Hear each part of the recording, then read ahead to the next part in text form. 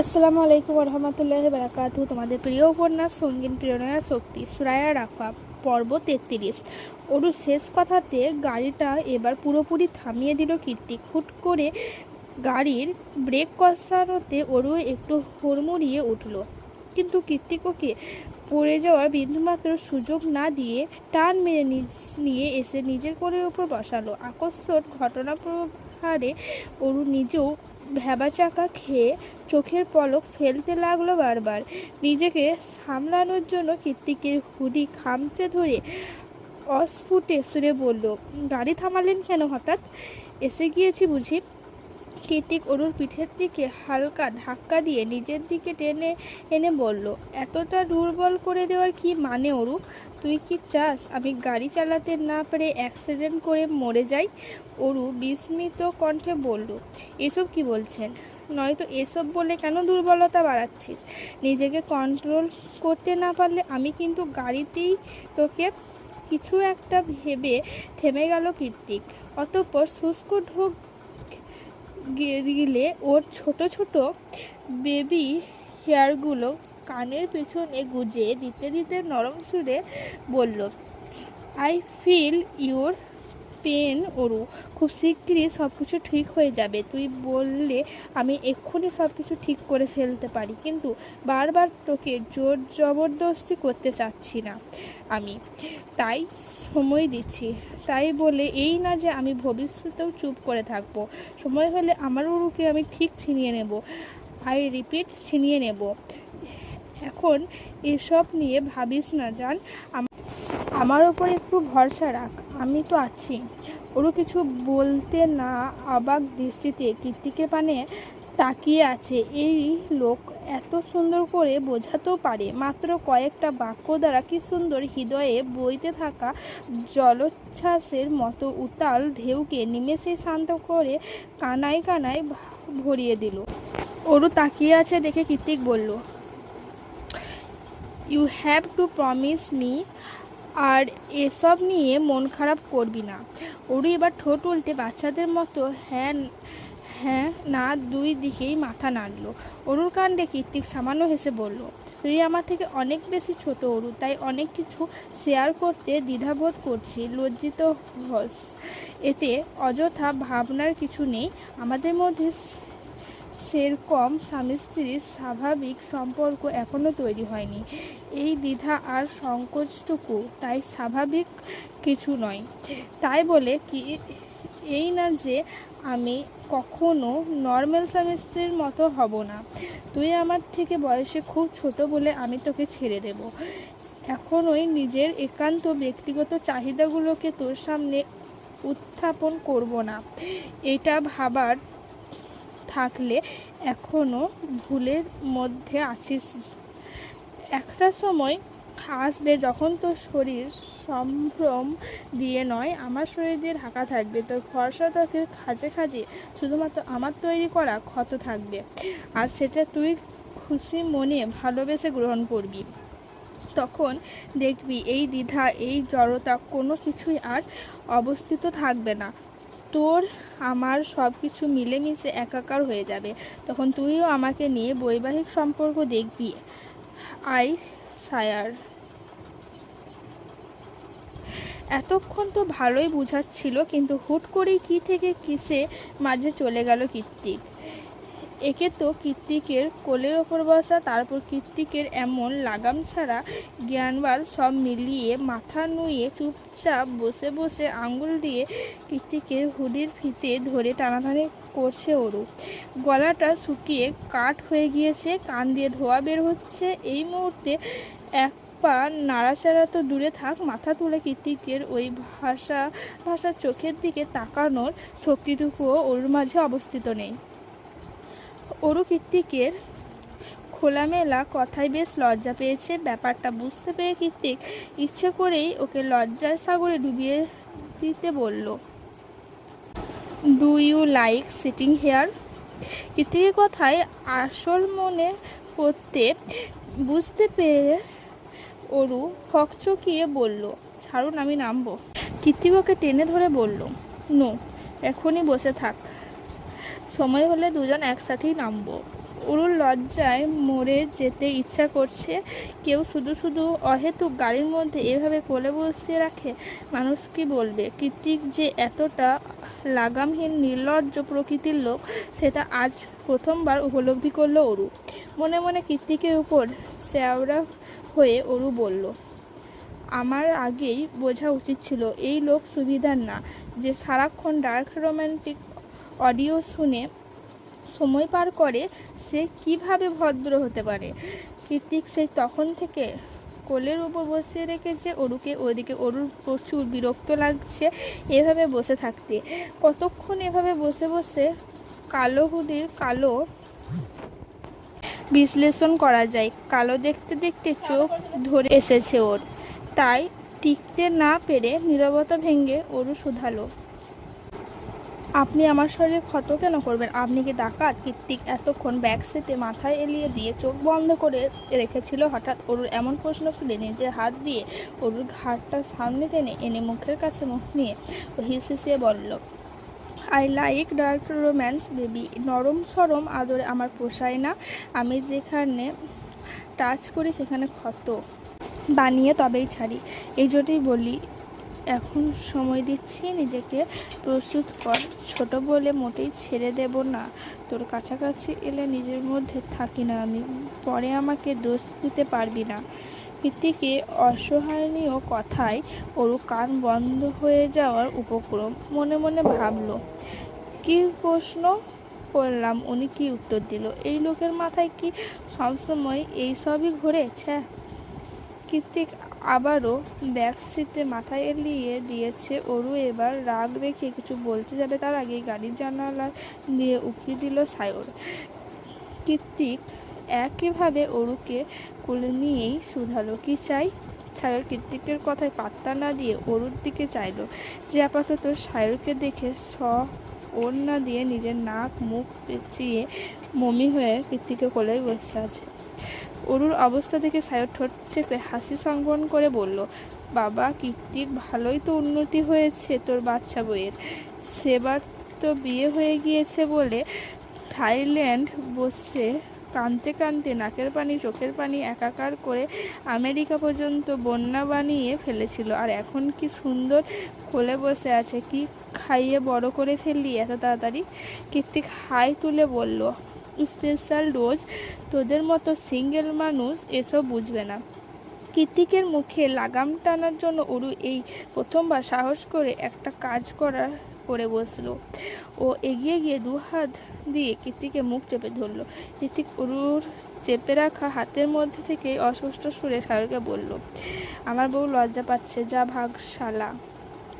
সায়র ফস করে একটা নিঃশ্বাস ছেড়ে বলল, বাস ওয়েট করছে, জলদি আয়। অতঃপর যেতে যেতে অসহায় সুরে বলল, আমার যে কবে একটা বউ হবে হে উপরওয়ালা, আর কতদিন সিঙ্গেল রাখবে তুমি আমায়?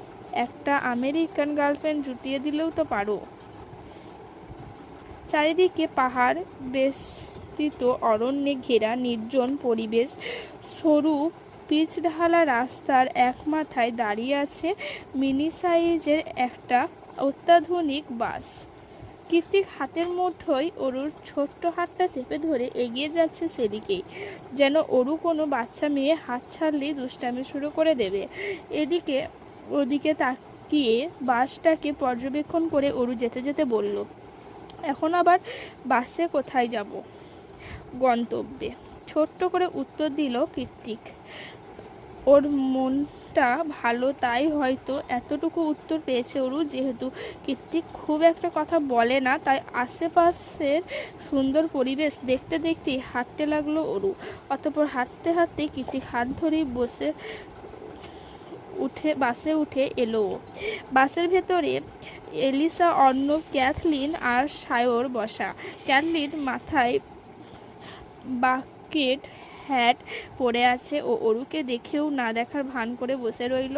তাকাতে যাবে তারপর আবার কৃতিক রেগে মেগে এসে কি কেটে নেবে কে জানে। তার চেয়ে না তাকানোই মঙ্গল। অরুকে দেখে এলিসা আগ বাড়িয়ে বলল, অরু আমার কাছে এসে বসো। এলিসা আন্তরিকতা অরু এগিয়ে গিয়ে এলিসার পাশে বসলো আর কৃতিক চলে গেল পেছনে সায়র অর্ণবের কাছে। অরু পাশে বসতেই এলিসা সমোহনী হাসি দিয়ে শুধালো, আপুর ওপর রাগ করে আছো বুঝি? ওরু এদিক ওদিক নাচোচোখ মাথা নাড়িয়ে বলল, আমি তোমার ওপর রেগে নেই আপু, তুমি তো আর কিছু করনি, যে কে বাধাও তো দিইনি। এলিসার কথায় অরু এবার ঘাড় ঘুরিয়ে পেছনে কৃতিকের পানে চাইলো, যে খুব গম্ভীর মনোযোগে আইপ্যাড স্ক্রল করছে আর সায়র অর্ণবের সাথে কিছু একটা নিয়ে আলাপ করছে।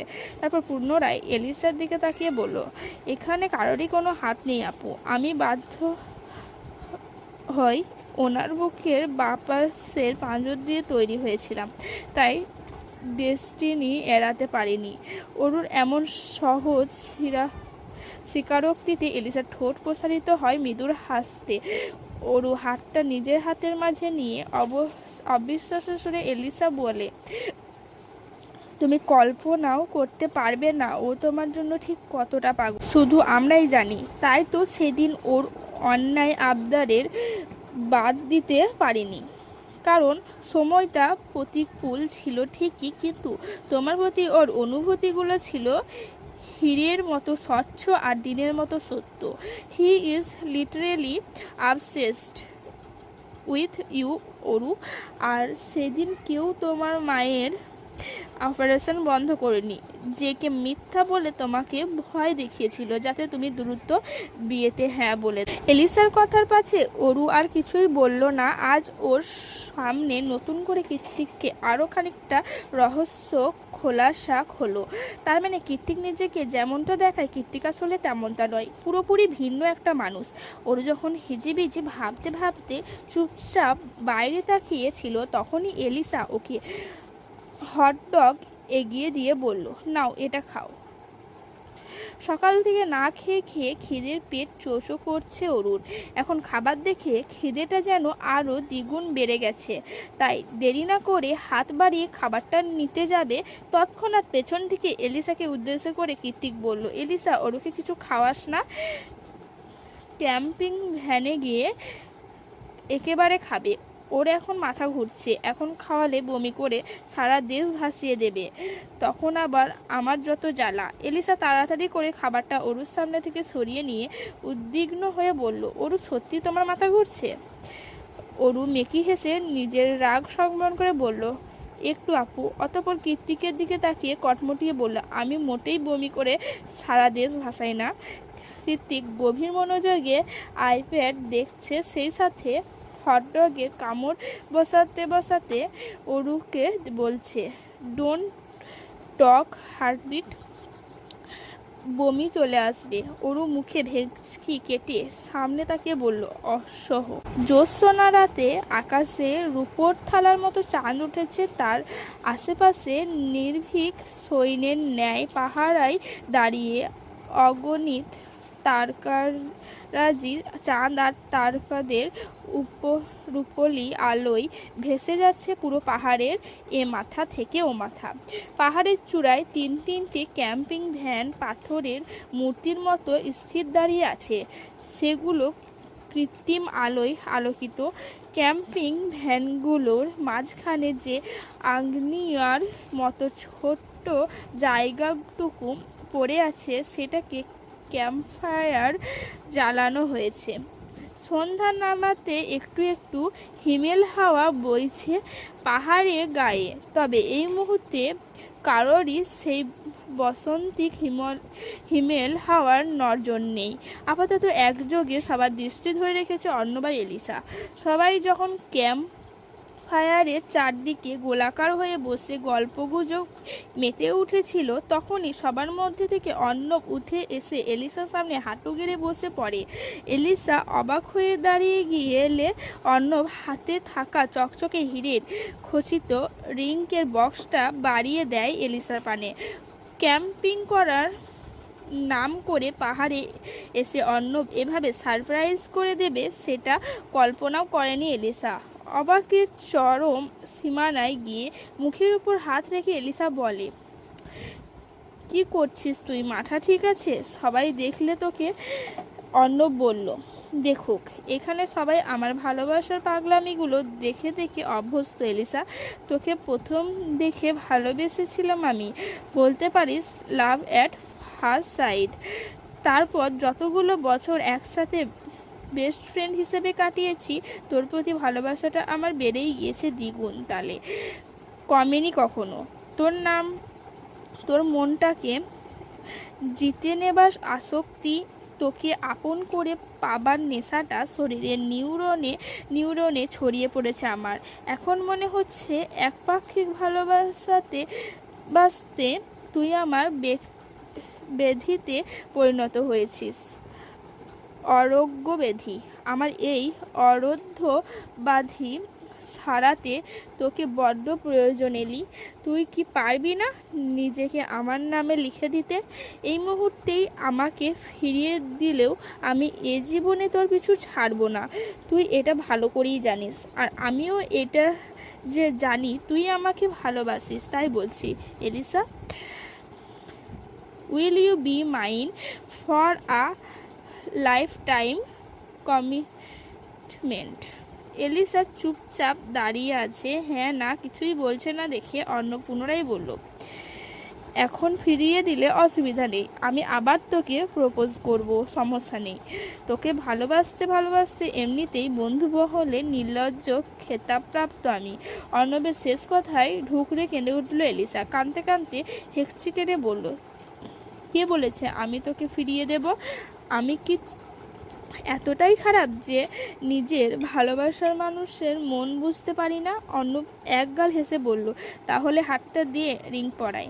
এলিসা তৎক্ষণাৎ নাক টেনে হাত বাড়িয়ে দিল। অর্ণব এলিসার অনামিকা আঙুলে রিং পরিয়ে উঠে দাঁড়িয়ে চট করে এলিসার ঠোঁটে ঠোঁট ডুবালো। ওদের এই গভীর প্রেম নিবেদন এতক্ষণ মন দিয়ে দেখছিল অরু। ভালোও লাগছিল এখন ভালোবাসার পূর্ণতা দেখতে, কিন্তু এভাবে সবার সামনে এতটা অন্তরঙ্গ আলিঙ্গন দেখে সংকোচে চোখ সরিয়ে ফেলল অরুর কাছে ব্যাপারটা বিভ্রান্তিকর হলেও আমেরিকার কালচার বড় হওয়া এলিসা অর্ণবের কাছে এটা দুধ ভাত মাত্র। অরু চোখ নামিয়ে মাথা নত করে চুপচাপ ঘাস ছিঁড়ছে, তখনই কোথা থেকে এগিয়ে এসে সবার আড়ালে ওকে হ্যাকসা টান মেরে ক্যাম্পিং ভ্যানের পেছনে নিয়ে গেল কৃত্তিক। চাঁদের অন্তরাত্মা কেঁপে উঠল অরুর। কৃত্তিকের উজ্জ্বল ফর্সা চোখ মুখ সব লাল বর্ণ ধারণ করেছে। স্বাভাবিকের চেয়ে একটু দূরত্বই শ্বাস নিচ্ছে সে। কৃত্তিকের এমন উদ্ভ্রান্ত রূপ দেখে অরু সচকিত হয়ে শুধালো, কি হয়েছে আপনার? জ্বর এসেছে দেখি।